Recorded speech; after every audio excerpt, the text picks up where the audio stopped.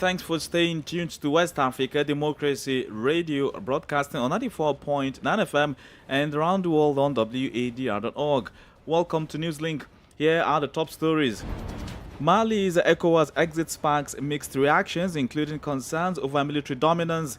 Incarcerated Senegalese opposition leader Sonko endorses Bassirou Diomaye Faye as presidential candidate successor.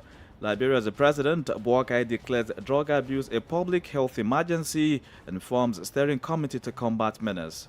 It is important to note problems that confront us: poverty, drug epidemic, corruption, poor infrastructure, and an underperforming economy. And Sierra Leone's military dismisses over 24 officers for subversion. Stay with us for details of these stories and more. Here is Abdullahi Hassan with Newslink.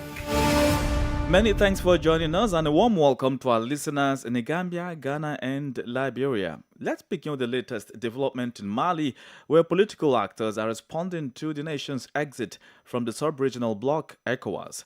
While some applauded the choice made by transitional authorities, others interpret it as an indication of continued military influence. Meanwhile, several political groups are withholding their reactions to the announcement. Ogebe Rika has won this report by WADR's Aliyu Cham in Bamako. 2 days after the declaration of the withdrawal of the Alliance of Sahel States from ECOWAS, various responses are emerging.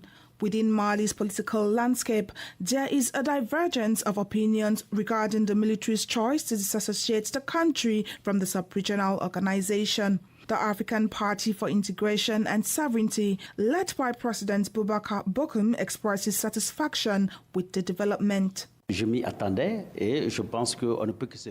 I was expecting it, and I think we can only be happy with this irresponsible stance of the Malian state, and then by rejecting all the Sahel states, because it is a prelude to the total liberation of the continent. In fact, that's what it's about. In this attitude of the Sahel Alliance, we must see the embryo of the Federation of the United States of America. It's about giving the ECOWAS reply, which has shown all its limits and its failures.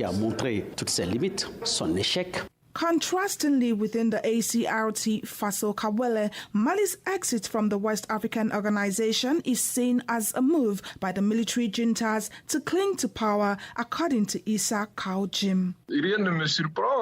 Nothing surprises me, but the purpose is what matters. Are all these steps to give what dynamics or what results to these different countries? Remember that all these countries, the only link they have in common is conjectural, is the fact that all these transition leaders have taken power by force. What I understood, and that many know, but we forget to say, whatever happens, is that these soldiers want at all costs to keep power. I think the message is clear. Mali, Burkina Faso and Niger assert that ECOWAS has not fulfilled its objectives and poses a threat to its member state. Anticipated in the days ahead are reactions from other significant political entities. Ogebe Rika with that report filed in by WADR's Bamako correspondent Aliyu Cham. Meanwhile, Nigeria and the current chair of ECOWAS in a statement Monday said the Sahelian countries of Mali, Burkina Faso and Niger were letting their people down by exiting the bloc. The statement by the Nigerian government on the matter was communicated through the Foreign Affairs Ministry, stating that those seeking to leave ECOWAS were not acting in good faith.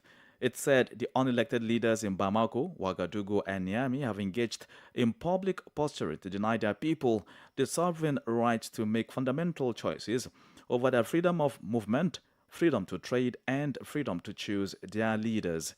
Nigeria said it remained willing to engage with the three nations. Mali and Niger's foreign ministries would later on Monday officially inform the ECOWAS Commission of their decision in written notices, according to sources. Their exit decision, announced in a simultaneous joint statement on national television channels, is a blow to the bloc's regional integration efforts after suspended the three following coups in the countries. In Senegal, imprisoned opposition leader Ousmane Sonko has officially endorsed Bassirou Diomaye Faye as his successor in the upcoming February 25 presidential election. Before his arrest, Sonko released a video on social networks urging voters to support his second-in-command, Jomai Faye. The question now arises, will this call for support be followed, and what are the prospects for Basiru Jomai Faye, who, like Usman Sonko, is currently in detention? Imo Edet has more.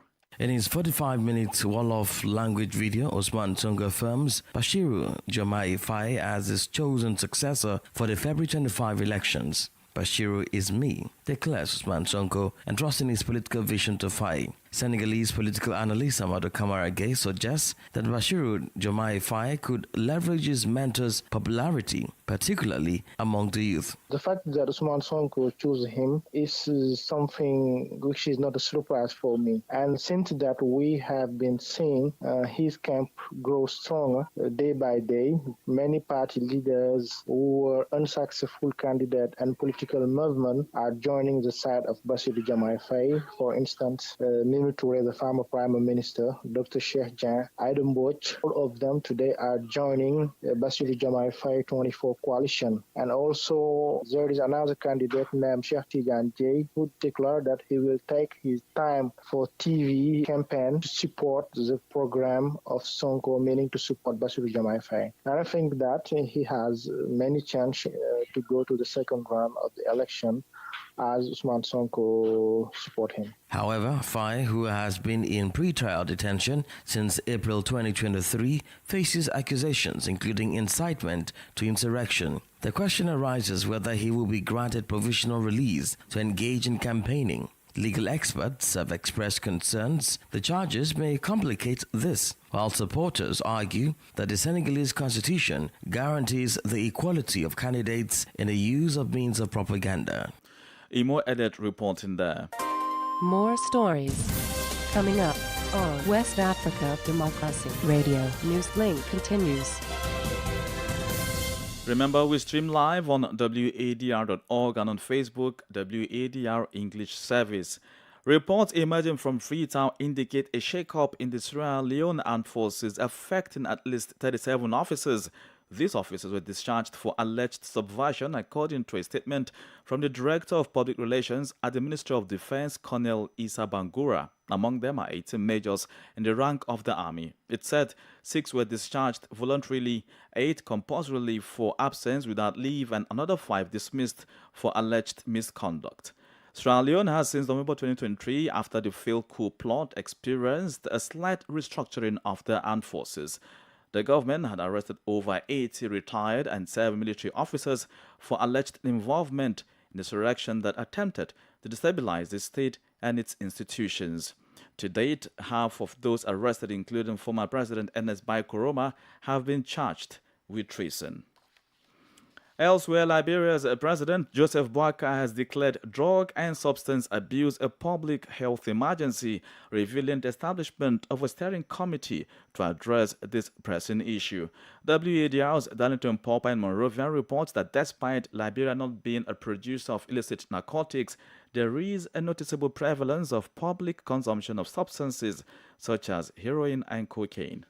In his 40-minute State of the Nation address on Monday, Boakai declared that both he and his vice president will lead by example by undergoing a drug test. He urged other public officials to follow suit, emphasizing his commitment to combating drug and substance abuse. I am hereby declaring drug and substance abuse as a public health emergency. In this direction, I am establishing a multi-sectorial steering committee. In this fight, me and my vice president will be the first to take drug tests, and I urge all others to follow me. In response, Yeke Koluba, a supporter of Boakai's presidency and a lawmaker, went a step further, urging the president to also undergo an alcohol test. Koluba criticized the president for not addressing calls for the establishment of a war and economic crimes court. The president did not talk about the war and economic crime court. He should have talked about it, not because he saw Prince Johnson there and got afraid. Look, let me tell you something. The president needs to be very serious so we can bring the war and economic crime court. Look, people stole the LeBron money, they need to account for it. I'm also calling on the president. When you finish doing a drug test, he must do a pound one test too. He should give an example. We want to be clean. The system needs to be clean. Despite the criticisms, some Liberians believe that the president's speech indicates a positive direction with the assurance that help is on the way. Everything was just summed up, but again, we have to see that this government goes at least a year to see some of those things that will come in, but you will not have a speech that he will have to go 2-3 hours because one thing we should know that he's just taking over the country. The main opposition Coalition for Democratic Change is expected to provide an official response to the president's address. For Newslink on West Africa Democracy Radio, I'm Darlington Popper in Monrovia. Away from Liberia, more than 40 Nigerian civil society organizations are urging President Bola Tinubu to declare a state of emergency for security in the country. According to these organizations, between May 2023, when President Tinubu assumed office, and January 2024, at least 2,400 people have lost their lives in mass atrocities, and an estimated 1,800 others have been reported abducted. From Abuja, Usman Umar completes the story. The coalition issued its appeal during a World Press Conference held on Monday in Abuja. Speaking on behalf of the organizations, Awal Musa, the executive director of the Civil Society Legislative Advocacy Center, CISLAC, expressed deep concern about the escalating insecurity across Nigeria. The coalition urged the government to take immediate and decisive actions to bring an end to the ongoing security challenges. Musa outlined various forms of insecurity, including terrorism, banditry, farmer-herder conflicts, secessionist struggles, piracy, intercommunal attacks, political violence, cult gang violence, and kidnapping. The security threats, according to him, have progressively worsened over the past 15 years, endangering the lives and well-being of Nigerians. He argued that during 2019 to 2023 presidency of Muhammadu Buhari, at least 24,316 Nigerians lost their lives and around 15,597 individuals were abducted. Despite President Tinubu's assurance to tackle insecurity at the beginning of his presidency in May, the alarming trend has persisted. Musa concluded by calling on President Tinubu to urgently implement 12 measures, including fulfilling the constitutional imperative of safeguarding lives and declaring a state of emergency on kidnapping and terrorism across the country. For Newslink on West Africa Democracy Radio, Usman Umar reporting from Abuja. Let's now head to Ghana, where a former assembly member and 11 persons were sentenced to life imprisonment for their roles in the lynching of a soldier in the country 7 years ago. This verdict comes nearly a decade after Maxwell Mahama, posthumously promoted to the rank of major, was lynched by an enraged mob at Denkira Uwasi in the Central Region while on official duty as detachment commander. WADR's Accra correspondent Nadiri Tete has more. Major Mahama was lynched at Denkira in the Central Region on May 29, 2017, while on duty. It was later revealed that the military officer had been mistaken for a robber. The circumstances of Major Mahama's death shocked the nation and underscored the danger of mob justice.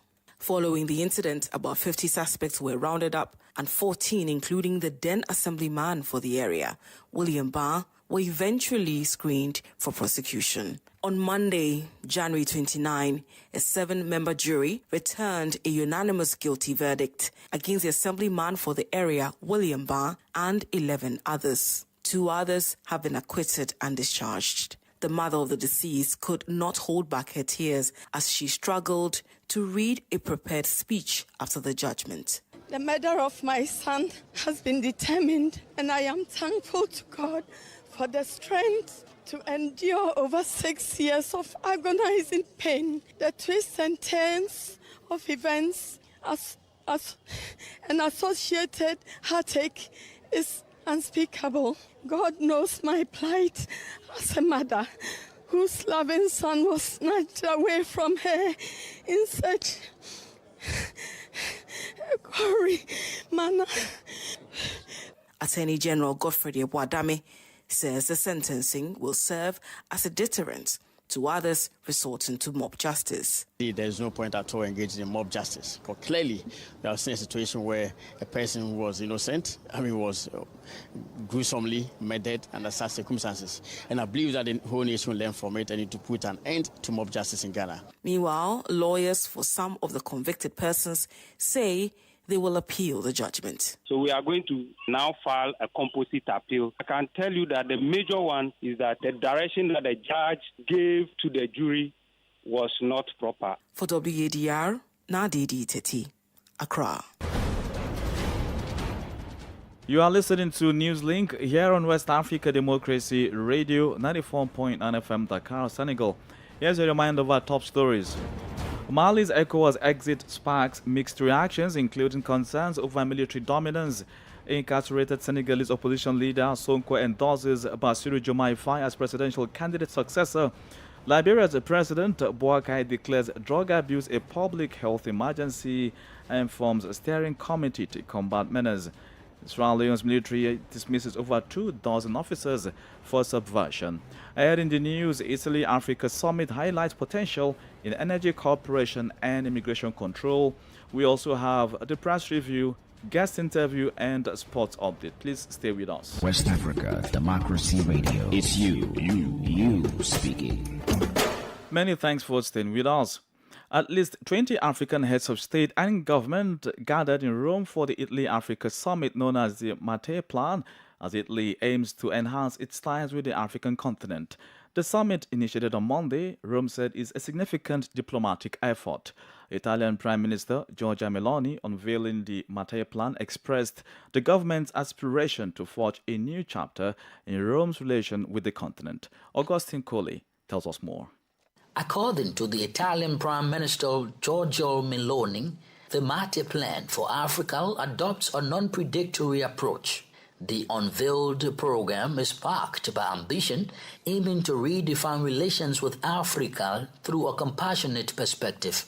In her address at the Rome Summit, the president of the Italian Council of Ministers emphasized the continent's potential, encompassing human, agricultural, and energy aspects. Meloni envisions Italy as a bridge between Europe and Africa, positioning it as a future energy hub, facilitating the transit of African resources. The plan involves unveiling investment projects in Africa, with a focus on providing access to drinking water in Congo, Brazzaville, and Ethiopia, and enhancing education and training programs in Morocco and Tunisia. The initiative also aims to combat human trafficking by empowering partner countries to better manage irregular immigration to Europe. To kickstart the Mattei Plan, an initial budget of 5.5 billion euros is allocated. Despite this, the Italian Prime Minister acknowledges the insufficiency of the available budget and has called on international financial institutions and the EU for additional support. Augustine Coley reporting.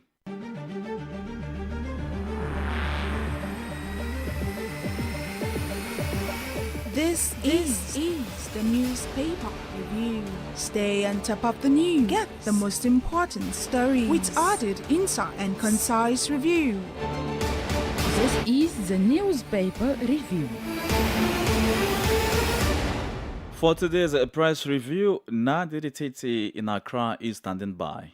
Greetings from Accra. We'll start off with the Daily Graphic newspaper. Major Mahama murder. 12 jailed for life, 2 freed. Ensuring sustainability, it's time to review the free SHS program. That's according to a university don saying that to government. Also here on the front page of the Daily Graphic, dismiss fake election year prophecies. Dr. Hiagbe cautions citizenry. Now to the Daily Guide newspaper. EC, Electoral Commission, distances itself from Yendi Primary Declaration, and Meisha Claire's wound to me. Still on the front page of the Daily Guide newspaper, Election 2024, NPP presents 46 new candidates. Now to the Ghanaian Times. Chairman Wontumi exonerated by the Kumasi Traditional Council, and BOG reduces monetary policy rate to 29% as inflation declines. And finally, here on the front page of the Ghanaian Times, GMET cautions Ghanaians about Hamatan-related diseases. To the Chronicle newspaper now, front page of the paper. Osofo Chirabosum promises Sharia law.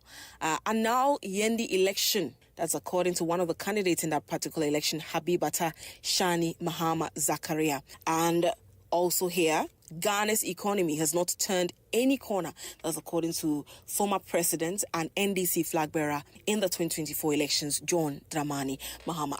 For the Daily Post newspaper, their front page reads, government budgeted $8.5 million for AFCON 2023. That was revealed by the Member of Parliament for North Tongue, Samuel Okudzeto Ablakwa, in the lead up to the AFCON in Abidjan. The ministry and the Ghana Football Association refused to let the public know the exact amount they had budgeted for the tournament. What they told the populace was that they were going to tell Ghanaians the budget when the tournament was over. And the Member of Parliament for Norton yesterday in a social media post revealed that we budgeted a whopping $8.5 million for the AFCON 2023. Government is yet to officially react to it, as well as the GFA. And that'll be it for the newspaper review segment today. My name is Nadi Tete. Is back to you in the studio. Politics, analysis on major news, social matters, and all. This is A Guest. Mamadou Cho, a Senegalese political analyst and Newslink contributor, joins us with his in-depth analysis of the recent viral video by incarcerated opposition politician Ousmane Sonko. In this video, Sonko called on his loyalists to support his second-in-command of the now-dissolved PASTEF party, Bassirou Diomaye Faye. But with Diomaye Faye also imprisoned, will this call make any difference? And what other major challenges stand in his way? Mr. Cho speaks. When somebody, a leader calls for people or his supporters to vote because he cannot, participate in, like in the case of Ousmane Sonko, for sure, not 100% of his supporters will do that. But in the case of Ousmane Sonko, it is very particular because some people will tell you that it is not only a question of a link between a leader and the member of his party. It's like what you call a religious leader. People do believe in Ousmane Sonko as they believe in their religious leader. That's why, his call, if we try a percentage, we can say that maybe up to 90 or 95% people will follow his call for Diomaye Faye. But, 100% is not possible because most people do want himself Ousmane Sonko to be candidate. What challenges do you foresee that Diomaye Faye will face? The big challenges Diomaye is facing is for him to get out of prison. Because, the recording for all the 20 candidates, at the national television will be starting next Friday. And there is no possibility when you look at to SENA, which is in charge of that, the regulatory body, for anyone else to replace Diomaye Faye. It means it's himself or nobody will do this electoral campaign on the TV, on the media. So the big challenge to face that one. Now, will his absence in any way affect his chances? I think Diomaye Faye staying in prison is more than a threat to the current regime because people will continue seeing the situation as an injustice, and it will bring more and more people who maybe will not support him when he's out to do that.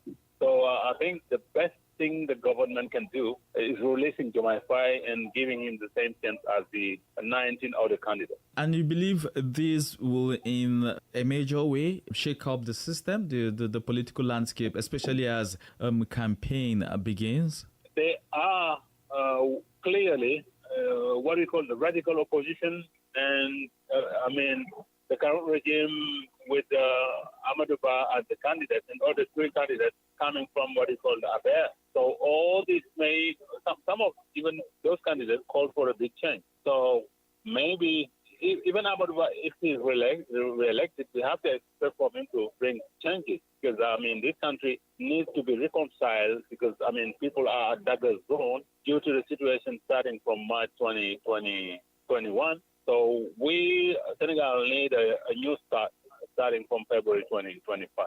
And how can this reconciliation be achieved by whoever becomes the next president? Yeah, the reconciliation is when you look at all these people, being in prison, mostly for political reasons. We have to be clear on that.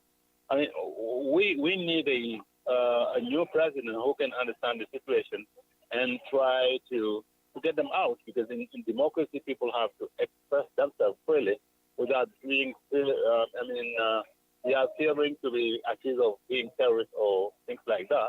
So when we are in a democracy, it's the freedom of speech. Mamadou Cho, a Senegalese political analyst and Newslink contributor. Up next is Sankle Janko with Sports Update.